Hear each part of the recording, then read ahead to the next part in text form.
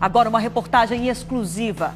Guilherme de Pádua conta detalhes do assassinato da atriz Daniela Pérez, 20 anos depois do crime que chocou o Brasil. Foram 6 meses de negociação antes que ele revelasse pela primeira vez detalhes que só foram mostrados no julgamento. Veja com Marcelo Rezende na grande reportagem. Comecei a gritar, para, Paula, para! E fui levantando com o peso dela nas minhas costas. E eu falei, para, a Daniela! De repente, aquela briga que não acabava, de repente aquilo pesa e eu caio ao chão. Eu, meu Deus, eu matei! Ela quebrou o pescoço, ela quebrou! O público está ouvindo pela primeira vez. Porque essas histórias nunca foram para a imprensa, nunca foram para o público. E aí eu tinha feito um plano já para me matar. Tem muita gente que tá bem aí, meia hora depois cai durinho. E ela falava, não desiste, porque Deus tem ainda.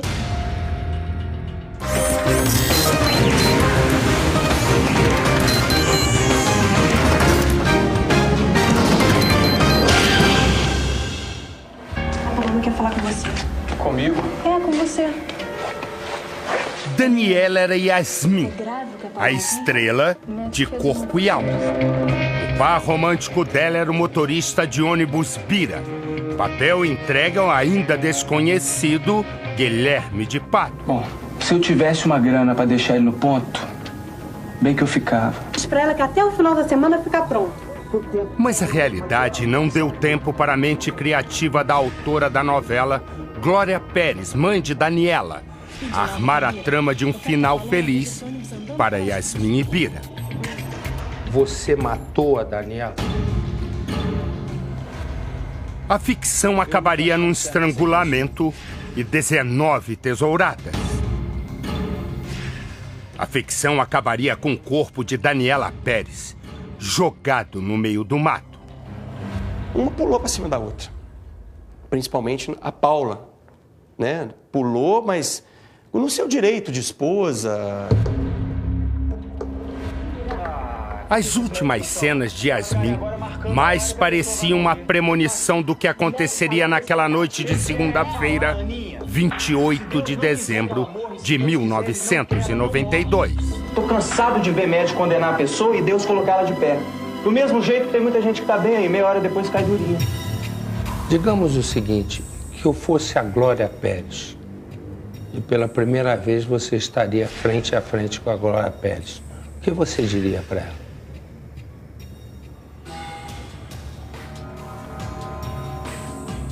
Cara... Guilherme de Pádua tinha certeza de que teria todos os holofotes com o sucesso de Bira. E realmente, todas as luzes e todos os ódios voltaram-se para ele. Luis for Guilherme de Pádua and Paula de Almeida Thomas. Depois de 20 anos, Guilherme vai falar. Não é um assunto que eu gostaria de tocar, porque é muito íntimo, mas...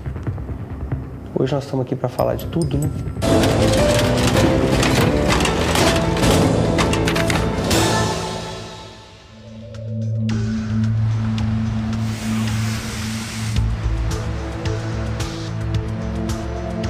Guilherme chega.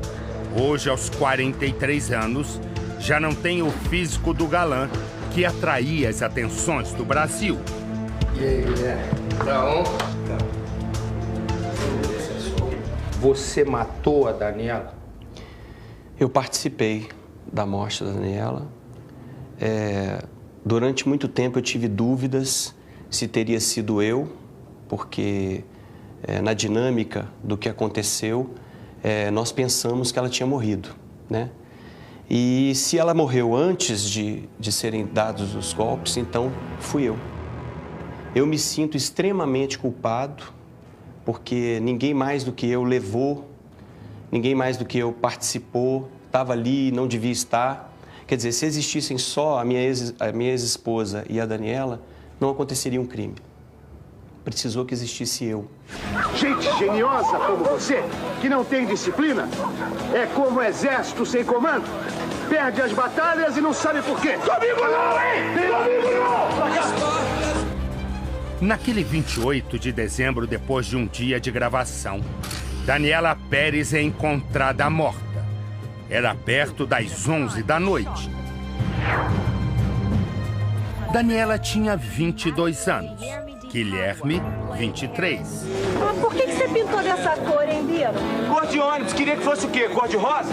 Lilás. Adoro lilás. Você acha que... Você nunca quis tocar nesse assunto e só tocou em depoimento no tribunal do júri. Por quê? Porque, eu não sei se eu estou certo ou errado, mas eu sempre tive a impressão de que as pessoas têm a tendência a não quererem acreditar. Então, eu não queria perder tempo falando de um assunto que as pessoas iam ficar questionando, será que é, será que não é? E durante muito tempo, quando eu tinha oportunidade, eu mencionava, traz as provas e vamos discutir em cima das provas, né? Nunca ninguém fez isso, nunca ninguém teve a ousadia ou o interesse. Sempre o assunto girou em torno de sensacionalismo, até que recentemente a sua produção veio a dizer que teria algumas declarações do perito. O perito Mauro Ricardi era o diretor do Instituto de Criminalística do Rio de Janeiro, responsável pelas provas técnicas da morte de Daniela. O rosto da Daniela estava completamente limpo de qualquer surgimento sanguíneo. 20 anos depois, ele tem uma certeza. Eu acho que foi a Paula quem golpeou. Ele teria tentado separar, como ele diz, pode ser, e ela desmaiou, caiu, deixou ela, colocou-a no chão. Em nenhum momento eu reivindiquei, eu sou inocente, eu não me falem, nós estamos fazendo uma injustiça. Eu tinha consciência de que havia um crime, que tinha que haver uma punição. No dia da gravação, o que você lembra? Ela queria desabafar, porque estava chateada, né, que ela tinha debaixo da maquiagem eu tinha reparado que tinha não sei se era nesse ou nesse, talvez nesse, tinha uma mancha. E eu inicialmente não toquei no assunto, até que ela falou, você reparou, né? Aí eu falei, mas não tá dando para ver, porque a maquiagem já tampou e tal. Houve uma discussão, uma controvérsia, em termos de uma roxidão, que teria sido uma agressão do Guilherme, e que no final, me parece que pelas conclusões dos legistas, eles teriam dado aquela lesão e aquela coloração num estágio que não era compatível com aquilo que se falava. Quer dizer, não era uma lesão recente. Meu Deus, cheguei a pensar que eu estava tendo uma visagem. Menino, eu pensei que você era um fantasma. Havia outro motivo para Guilherme se aproximar de Daniela. A presença de Bira na trama tinha sido reduzida por Glória Pérez, já naquela época, uma das mais respeitadas autoras de novela do Brasil. Além do, digamos, relacionamento chegado que eu tinha com ela, eu tinha uma dependência, porque ela era filha de quem escrevia na novela. E naquela semana, se você pegar todos os capítulos já eram 100 e tantos, 80 e tantos, não sei exatamente o número. Naquela semana, o bloco daquela semana, pela primeira vez, tinha havido uma redução bem significativa no meu personagem. E eu, além de estar ali, porque tinha aquele relacionamento mais chegado, eu queria... Todo mundo meio que se aproximava, né? Vamos ser hipócrita, não, porque todo mundo se aproximava, perguntava, Dani, como é que é? E aí, sua mãe contou como é que vai ser, como é que não vai? Havia um interesse, ela era filha. Esse mundo que a gente vive, infelizmente, existe essas coisas. E eu queria manter aquele... né? Já há algum tempo que eu tentava manter menos contato, né? Era uma época delicada para mim, minha esposa estava grávida, tinha acabado de ficar grávida, era uma gravidez delicada. Mas, naquele momento, eu não consegui deixar de querer ficar perto, de querer conversar, de querer saber que desabafo que era aquele. Eu queria ser um ombro para conversar, queria, enfim.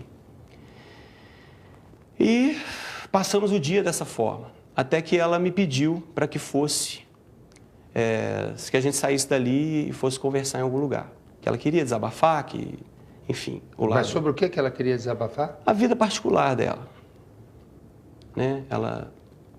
Que está relacionado àquela marca que ela tinha no olho. Que ela tinha um hematoma no rosto que depois a perícia chegou todo mundo a dizer que teria sido um soco desferido por você. Sim. E o laudo pericial desmentiu porque, em vez de estar roxo, já estava amarelado.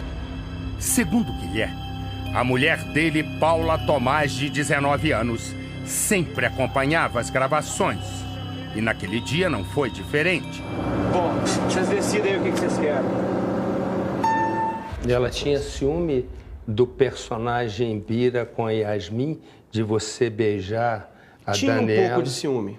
Falava contigo? Falava, mas tinha um pouco de ciúme, assim, que eu achava normal.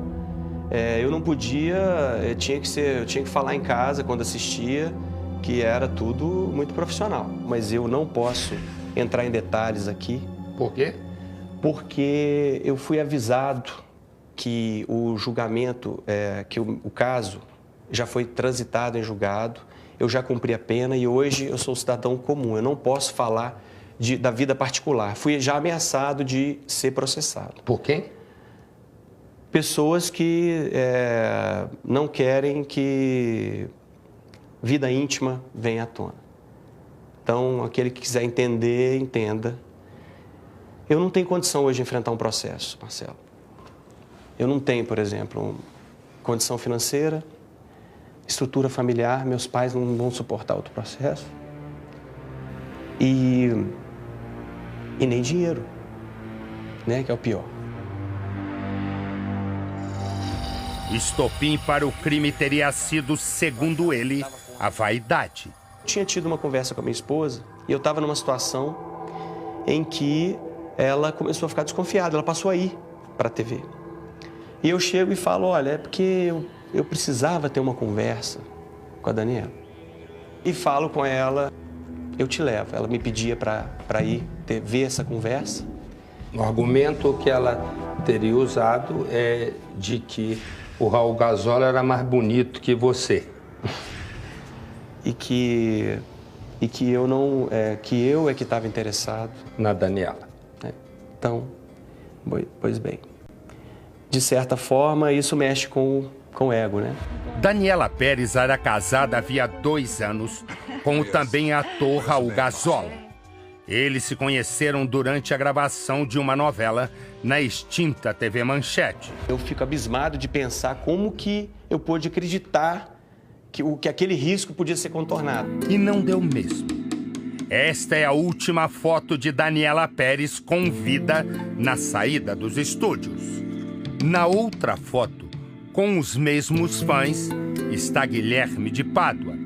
Muita gente fala assim, esse crime foi premeditado. Mas eu acho muita burrice alguém que está planejando um crime deixar tanta pista de que estava com a pessoa a qual ele pretende cometer um crime. Na época, a acusação diz que Guilherme deu um soco em Daniela e assumiu a direção do carro dela, este Escort. Na frente do posto de gasolina, eu fecho o carro dela. Nós descemos, eu e ela desce do carro e eu também desço do carro. Essa é a cena que a acusação pinta. E nós discutimos com palavrões e eu dou um soco nela. Ela cai, eu a pego nos braços na frente do posto de gasolina. Coloco-a no carro dela, no banco do carona. Eu tomo a direção do carro e sigo. E o carro onde eu estava, a minha ex-esposa toma a direção e me segue. Mas Guilherme diz diferente. Os dois teriam ido calmamente, cada um em seu carro, até o local do crime, a Avenida das Américas, na Barra da Tijuca. A perícia confirma. Não havia sinais de que ele tivesse entrado no carro de Daniela. No carro da Daniela Pérez tinha alguma presença do Guilherme de Pádua, digital, pelo? Não, não encontramos nenhum vestígio, nada que indicasse, mesmo que microscopicamente, a presença do Paulo do Guilherme naquele carro. Quando nós saímos, eu esperei mais um pouquinho, parece que ela tinha mais uma cena, não me lembro exatamente quem terminou primeiro, quem terminou depois das gravações. Nós fomos até o estacionamento e nós combinamos, lá na frente a gente encontra e vamos para algum lugar. Emparelhamos os carros e nós falamos, para onde que a gente vai? Não sei, vamos encostar em algum lugar e tal. E eu falei, mas olha, eu não posso demorar, porque eu não queria que aquela conversa fosse demorada, porque eu queria reduzir o risco. Porque eu tinha minha esposa ouvindo. Até aquele momento ela já estava vendo, e eu, de certa forma, por dentro, o que é triste de pensar, eu já me sentia assim, tá vendo? Você me desvalorizou, mas olha, você está entendendo o que eu estou falando? Entendendo. Já existia uma vaidade. Você disse que eu era o feio. E lá no fundinho... Mas ela está querendo conversar comigo. Lá no fundinho eu já estava... Era o bom do skate, já estava contando vantagem. Ela me fala, eu tenho um lugar que eu conheço aqui perto, vamos parar lá. Me segue. Saiu com o carro e eu fui atrás do carro dela. Nós chegando até aquele local, ela parou o carro, eu parei. Eu desci muito rapidamente do carro. Puxei para fora do carro. Por quê? Porque a minha esposa tinha que escutar. Ela desce, ela começa a falar como ela estava triste, que queria que a novela acabasse logo. De repente, eu ouvi um estalo no carro. Provavelmente, a Paula deve ter se mexido, porque chegou na hora que ela não aguentou mais. Quando deu o estalo, eu fingi que não tinha escutado. Fiquei olhando para ela assim. E ela virou o rosto. E eu senti aquela coisa dentro de mim, que eu falei, o que será que foi? E eu fiquei esperando ela perguntar, o que será que foi isso? Eu falei, não, esse é o carro, o motor que está quente, que instalou. Eu já estava pensando o que eu ia dizer. Só que numa fração de segundo, eu escutei a voz da Paula. E ela sai do carro. Falando o quê? Xingando. E eu virei o rosto, a Daniela virou o rosto para mim, como quem diz... Qual é? O que é isso? Aí eu virei o rosto para ela, ela fez assim. E eu tentei falar alguma coisa e ela já virou o rosto para lá, para olhar. Porque havia umas palavras que estavam sendo ditas. Ofendia você ou ofendia a Daniela? Era coisa de mulher, a minha mulher estava brava. E a Daniela tinha um gênio também um pouco mais... Ela era muito pulso forte. E ela fala, o que é? Se enxerga. De repente, a Paula parte para cima dela. Quando ela partiu, naquele milionésimo de segundo que acontece, porque até então eu já estava pensando um texto mais ou menos do tipo, olha, você desculpa, mas sabe como é que é? Mulher grávida é muito nervosa. E ela estava com essa coisa na cabeça, eu ia tentar dobrar a situação. Só que uma partiu para cima da outra. Se atracaram? Uma pulou para cima da outra. Principalmente a Paula. Só que o que eu fiz? Eu me joguei no meio. E como você separa uma briga? Se tiver duas pessoas brigando, você não separa uma briga entrando no meio e separando. Vai para lá, porque as pessoas te rodeiam. As pessoas saem, você não consegue separar uma briga. Você pode ver em qualquer lugar que alguém separou uma briga, alguém pega e segura uma pessoa. Enquanto a outra é empurrada, outra. Às vezes, se tiver dois bolinhos, você não consegue segurar uma pessoa que está partindo para cima da outra. Não, calma, você não consegue. E o meu ímpeto, nesse momento, foi de segurar a Daniela. Então, com uma das mãos, eu segurei a Daniela. E com a outra, segurei e puxei para cá. Eu empurrava o rosto, o peito. Então, a Paula partia para cima e ela tomava um empurrão no peito. E tomava um empurrão na cara, menos na barriga. Eu ficava olhando assim, sabe quando você regala o olho e fala, eu não posso deixar acontecer alguma coisa. Então assim, naquele momento era isso. E cada vez que eu fazia, você imagina o tranco. Eu tinha um físico bastante, digamos assim, forte. De repente, aquela briga que não acabava, eu posso me levantar um instante? Pode levantar à vontade. Tá. De repente, aquilo pesa. E eu caio ao chão. Quando eu caio, bato e fico engarranchado no chão com a Paula em cima de mim. por que eu caí ao chão? Se eu esperasse o peso, eu não iria ao chão. Né? E você vai ver, inclusive, marcas. Você vê marca aqui, que foi da força do que... Né? Você vê marca aqui, que eu bati a testa quando eu caí.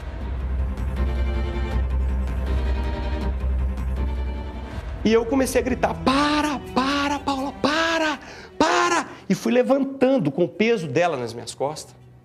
E eu falei, para, a Daniela! E ela parou e começou ali a meio que, ainda soluçando, ela percebeu que tinha alguma coisa estranha.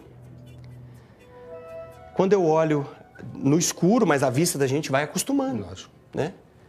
A Daniela estava toda torta. Estava caída no chão, mas sabe quando... Eu não sei explicar. Uma pessoa estava toda... Ela não caiu e ficou ali deitada olhando. Ela caiu toda torta.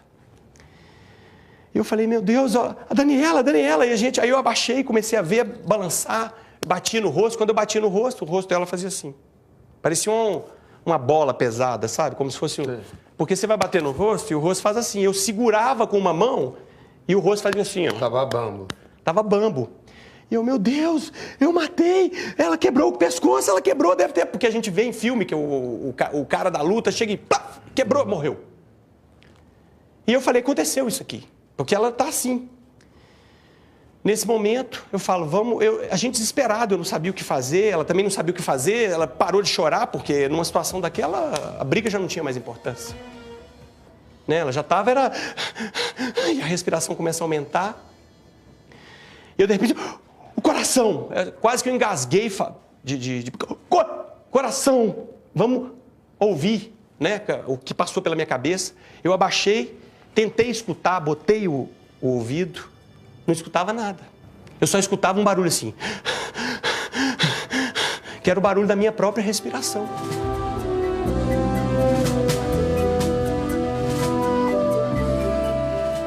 Eu peço para ela, tenta, eu pego o pulso. Eu pegava o meu, porque eu falava, eu nunca testei pulso na minha vida, eu não sei como é que testa pulso. Eu pegava o meu e eu sentia tuc, tuc, tuc, tuc, tuc, tuc. Pegava o dela, achava que tinha sentido, não sei, não senti, não é nada. Aí eu pedi, olha, porque ela estava talvez menos ofegante do que eu. E a Paula também tentou escutar e olhava para mim e fazia assim.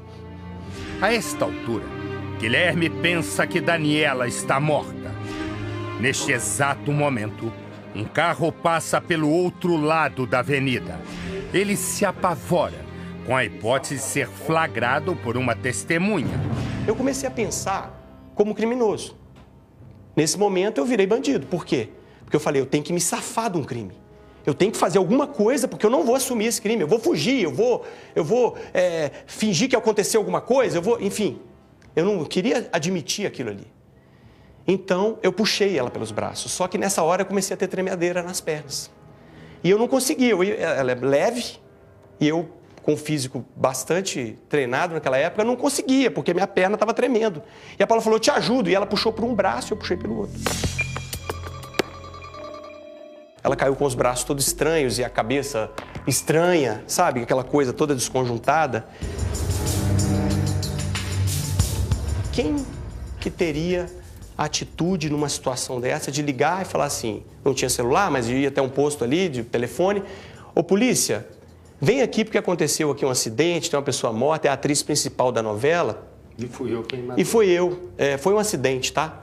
Quem teria, com sinceridade, sabe, eu falo assim, eu chego a duvidar que alguém teria essa coragem.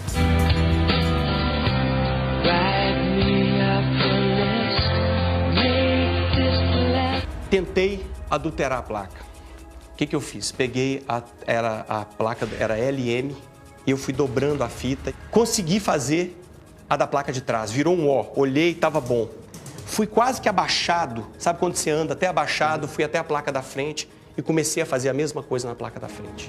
Enquanto coloca a fita isolante na placa, Guilherme diz que perdeu Paula Tomás de vista. Fui até o carro, abri a porta e sentei dentro do carro para poder ir embora. Para mim, a Paula estava me esperando para a gente ir embora. Ela não estava dentro do carro.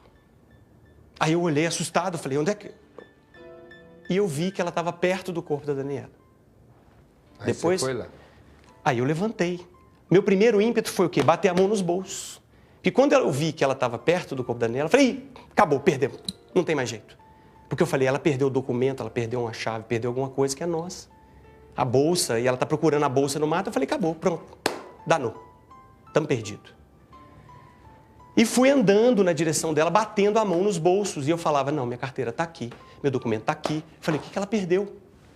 Quando eu chego pelo lado direito, eu vejo no escuro, ela agachada em frente a Daniela, e ela mordia os lábios, fazia... Não era uma coisa que era nervosa, não era... E a mão dela fazendo.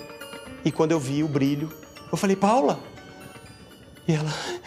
Aí eu falei, mas o que está acontecendo? Mas eu falei, não vou perguntar nada, vambora, vambora. Eu falei, era mais importante fugir dali, agora não era perguntar aquilo. E nós fomos indo e ela falou assim, a tesoura. Aí eu falei, para mim ela tinha levantado com aquilo na mão. Mas não, ela falou tesoura, aí eu abaixei. Eu falei, aonde? Aonde ela aqui? Aí eu procurei, peguei e levantamos e fomos para o carro. O laudo de necrópsia não falava em destruição de ióide ou alguma coisa que caracterizasse uma morte por asfixia. A conclusão que os legistas chegaram é que o óbito se deveu em função dos golpes que ela sofreu, principalmente no coração, uma área sensível, que pela quantidade e profundidade dos golpes, gerou uma hemorragia violentíssima. Mas por que Paula teria atacado Daniela com uma tesoura? Segundo Guilherme, para dar vida a um falso álibi, criado a partir do transe pós-crime. Eu perguntei, Paula, por que foi isso? O que você fez? Eu não estou entendendo. Ela falou assim, não, isso é para eles pensarem que foi algum fã maluco. Porque fãs malucos fazem isso. A tesoura, segundo Guilherme, foi levada por Paula sem que ele soubesse. Fomos na avenida e aquela avenida ali é próxima ali da praia, né? Só você quebrar. Eu joguei a tesoura ali no chão do carro. O que nós encontramos no carro do Guilherme foi para o laboratório e determinou-se que era sangue humano. Desci do carro correndo, peguei no chão a tesoura, isolei longe. Voltamos para casa. Jogou na praia? No mar. No mar. Com toda a força que eu tinha. A primeira ligação seria de um amigo de Daniela. A segunda, de Glória Pérez, a mãe de Daniela. Um amigo falando que a Glória estava desesperada e se eu sabia de alguma coisa. Eu falei, não sei de nada. E a Glória, quando você falou com ela? Ela falou a mesma coisa. Você foi o último a estar com ela? Você não tem notícia? Eu falei, não sei de nada. Uhum. E aí você dormiu? Não. Não dormi, não. Não dormi até outro dia. Sei lá, devo ter ficado uns 3 dias sem dormir. Aí você foi encontrar a Glória primeiro, no local do crime? Não, nunca encontrei a Glória. Nunca. Jamais encontrei ela. O que Guilherme faria se ficasse hoje cara a cara com a autora de novelas? E pela primeira vez você estaria frente a frente com a Glória Pérez. O que você diria para ela? Já ele vai revelar. Já o encontro com o marido de Daniela, poucas horas depois do crime, Guilherme jamais esqueceu.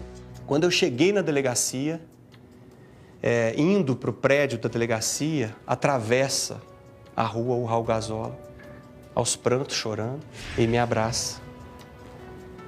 E eu me senti assim, a pessoa mais podre do mundo, e eu fiquei sem ação, e ele falando,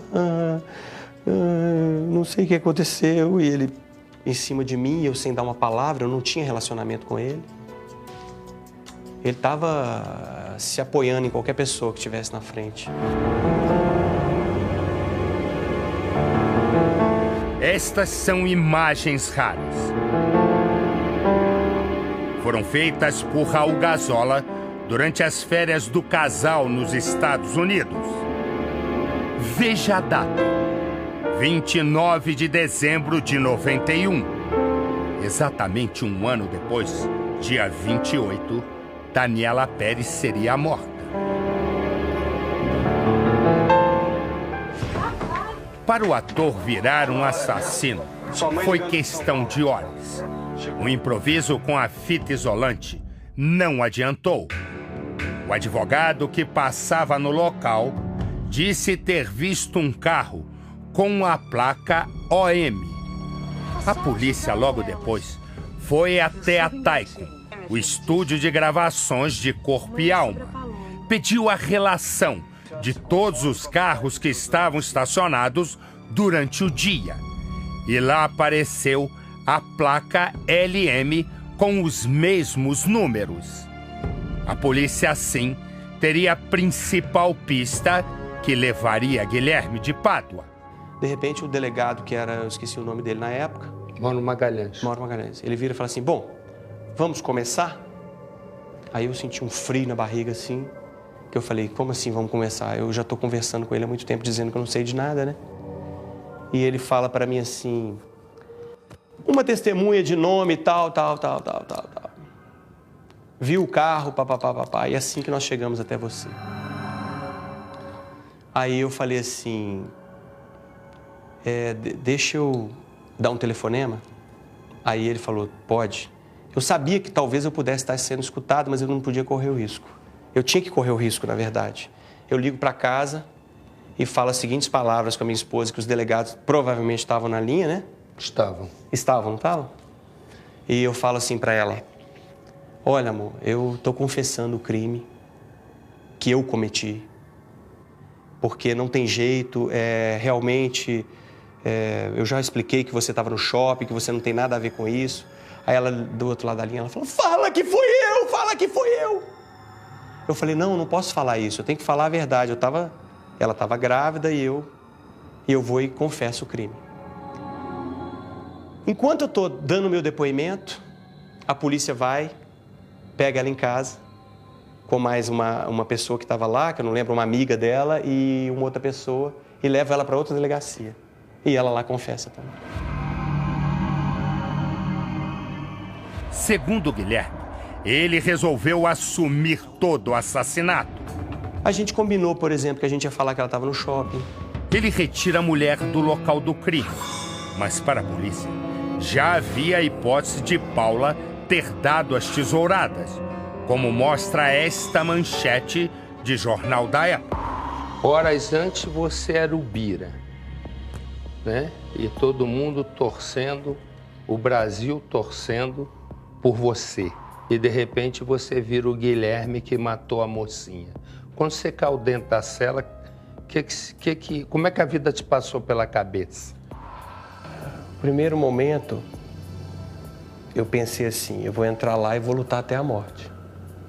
Que é a imagem que a gente tem da cadeia. Dentro da cela, eu decidi que não tinha jeito para mim mesmo. Eu falei assim, eu não vou dar conta. Primeiro, nunca mais eu vou ter... Todo mundo vai me acusar pro resto da vida, eu não vou ter mais espaço, eu não vou ter mais lugar para viver. Se eu não morrer na cela, lá fora, eu não vou ter como ter nada mais, acabou tudo. E aí eu tinha feito um plano já para me matar. Eles tinham me deixado com a calça jeans, com a camiseta, o chinelo, e eu planejei que eu ia pegar a perna da calça jeans e amarrar no meu pescoço, ia fazer uma espécie de um laço com a outra perna, e tinha uma torneira dessas de registro, que é a torneira forte, que ficava no canto da cela, e que eu tinha como se fosse um ressaltozinho no murinho. Então eu já tinha planejado que eu ia pisar naquele ressalto, me pendurar na torneira, pegar a alça da calça e soltar o meu corpo. Só que nesse momento, a cadeia começa a faltar água e os presos começam a botar fogo em tudo. No dia seguinte, Guilherme diz ter recebido uma carta de uma idosa. O recado lhe deu forças para continuar. Essa velhinha passou com a cesta de café brilhante, com a cesta de café cheia de guloseimas, no meio da multidão gritando, mata! Desgraçado, assassino! E ela com a cesta de café da manhã. Quando eu abro a carta e começo a ler, ela falava assim, não desiste não, porque Jesus te ama e tem chance para você. E eu estava procurando a maldade na carta. Eu não acreditava, não. Eu achava que era alguém que estava amaciando para bater no final. E ela falava, não desiste, porque Deus tem ainda uma... Enfim. Os peritos começam a trabalhar. Estas são imagens jamais mostradas na TV. Uma das reconstituições do crime. Eu acho que eu, no lugar das pessoas, eu ia ter feito a mesma coisa, ter condenado do mesmo jeito, ter acusado, ter xingado, querer que morra e tudo mais. Mas, poxa, eu cumpri 6 anos, 9 meses e 20 dias, depois cumpri a condicional, com tudo que a lei exige, né? Tô há 14 anos levando uma vida, me esforçando, cara. E olha que os negócios pra mim não são fáceis, não. Não, né? Não são, não. Eu já tomei cuspida na cara. Além disso, uma outra acusação muito comum na época do crime causa a revolta de Guilherme. Me intriga muito que as mesmas pessoas que levantam a bandeira do homossexualismo, muitas vezes, quando é um criminoso, ele é homossexual. O que os homossexuais têm a ver com isso, Marcelo? Nada. Paula Nogueira Tomás e Guilherme foram levados a julgamento em 97.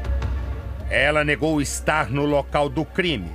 Disse que estava num shopping, mas não foi vista por ninguém e nem apresentou provas de que estava no local. Depois que nós fomos presos, sempre chegava notícia para mim de que a Paula estava falando mal de mim. Até que um belo dia, sai no jornal, primeira página, um repórter com uma câmera escondida entra na cela e vê Paula falando mal de Guilherme. E eu realmente fiquei muito magoado com aquilo. Chamei a imprensa, pode convocar aí, uma sala na delegacia ficou lotada, não coube lá na carceragem, tiveram que levar para uma sala na delegacia. E aí eu falei, se ela quer tanto falar com a imprensa, pergunta o que ela estava fazendo no local do crime. Guilherme de Pádua, em depoimento, diz que Paula deu as tesouradas sozinha e que Daniela tinha ido com ele até lá por vontade própria. Paula Tomás foi considerada coautora do crime. Ela foi condenada a 18 anos e 6 meses de prisão. O ator pegou 19 anos. O homem normalmente, no meu entender, pela experiência que eu tenho, o homem normalmente, quando ele vai matar, ele dá 2, 3, acabou. Agora, 1, 2, 3, 4, 5, 19 estocadas, né? Me pareceu que a coisa seria assim, de uma mulher com raiva, com muito ódio. O casal se divorciou ainda na prisão, depois da mudança de versão de Guilherme para o crime.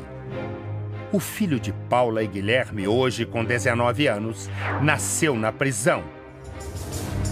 Os assassinos saíram da cadeia em 1999, antes de cumprir 7 anos de pena.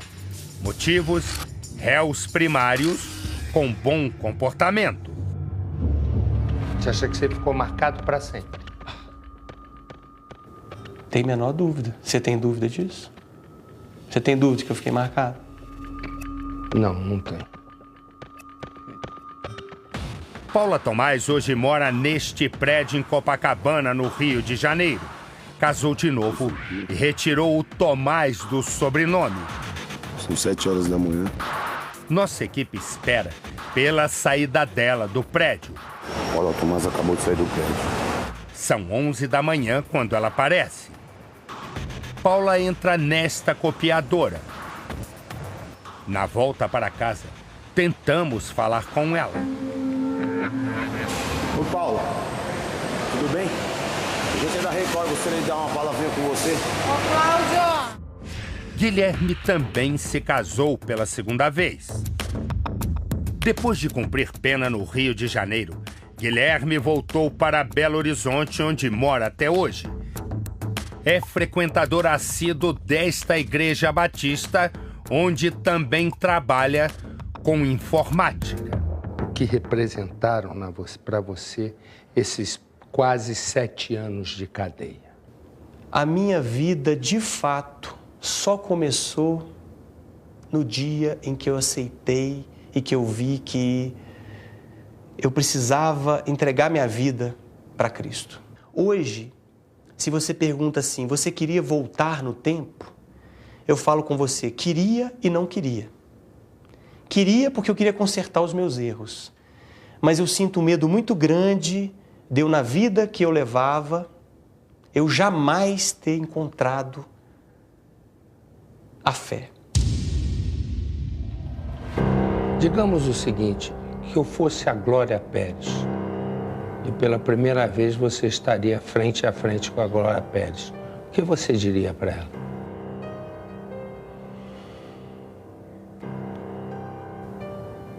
Cara,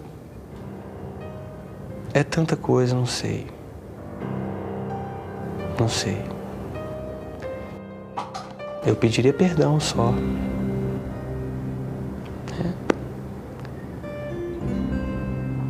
Não tem como fazer nada por ela. Eu não tenho esse poder de fazer nada que possa... Eu sou a pessoa que fez mal a ela. Entende?